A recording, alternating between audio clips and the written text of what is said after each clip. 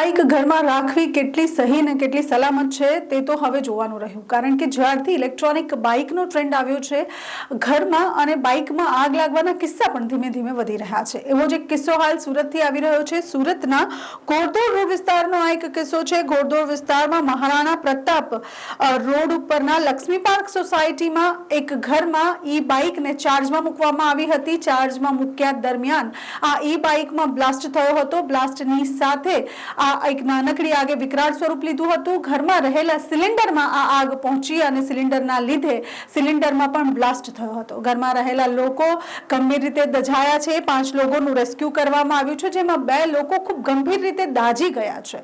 18 વર્ષની મહિમા નામની યુવતીનું મૃત્યુ થયું છે અને આ આગ એટલી બેકાબુ હતી અને એટલી હદ સુધી પ્રસરી ચૂકી હતી કે ઘરના બહારી દરવાજાના કાચ પણ તૂટી ગયા છે। આપ જોઈ શકો છો પાછળના તમામ દ્રશ્યો સુરતના આ ઘરના છે। ઘોડદોડ વિસ્તારમાં ઈ બાઇકમાં આગ લાગી હતી અને આ બાઇકે વિકરાળ સ્વરૂપ લીધું હતું। આગ લાગવાના બનાવો દિવસે દિવસે વધી રહ્યા છે। હાલ ગરમી પણ ખૂબ વધી રહી છે, તેના કારણે પણ ઘણી વખત આગ લાગવાના બનાવો સામે આવી રહ્યા છે। એટલે હવે સુરક્ષિત રહેવાની જરૂર છે। જો તમારી પાસે ઈ બાઇક હોય તો તેને દૂર ક્યાંક ચાર્જ કરવું યા તો ઘરની બહાર આવેલા ચાર્જિંગ સ્ટેશનો ઉપર ચાર્જ કરીને આવવું, જેથી કરીને ઘરમાં આવી જાનહાનિ ન થઈ શકે। મારું નામ doctor Narendrabhai Patil, deputy mayor Surat મહાનગરપાલિકા અને પાર્ષદ વાર્ડ નંબર 26 વડોદરા।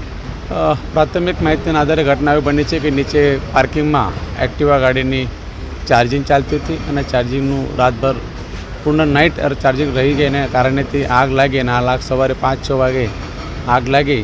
બધા ઘરમાં પરિવાર સૂતેલા હતા અને આગના કારણે બીજો બાટલા ફટી ગયો અને ગેસના બાટલા ફટ્યા ત્યારે મોટું બ્લાસ્ટ થયું અને ત્યારે બીજો પણ નીચે દુકાનમાં શોપમાં આગ લાગી અને આગનો ધુવારો વધારે થઈ ગયો।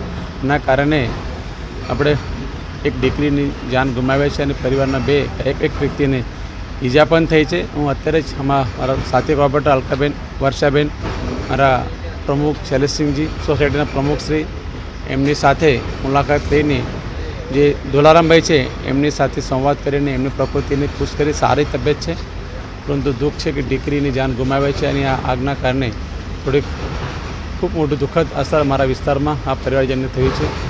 એમના પરિવાર દ્વારા અહીંયા જે ઊભા છે એમના પરિવારના એક ભાઈ છે એડવોકેટ ભૂષણભાઈ, એમના તરફથી માહિતી મળી છે કે 2 લોકોને ઈજા થઈ છે અને 2માંથી બંને અહીંયા ટ્રીટમેન્ટ સારવાર લઈ રહે છે। એમની તબિયત પણ સારી છે। બીજા સતત લોકોને રેસ્ક્યુ ઓપરેશનથી આપણી ફાયરની ટીમના માધ્યમથી સોસાયટી પ્રમુખ અમારા પ્રવીણભાઈ, ત્યાં સુરેશભાઈ, એમના ટીમના માધ્યમથી રેસ્ક્યુ કરીને ઘરમાંથી લગભગ 10 જેટલા પરિવાર લોકોને સારી રીતે એમની બચાવી શકે છે। સ્થાનિક નગરવાસીઓ પણ એમને ખૂબ સાથ સહકાર કરે છે।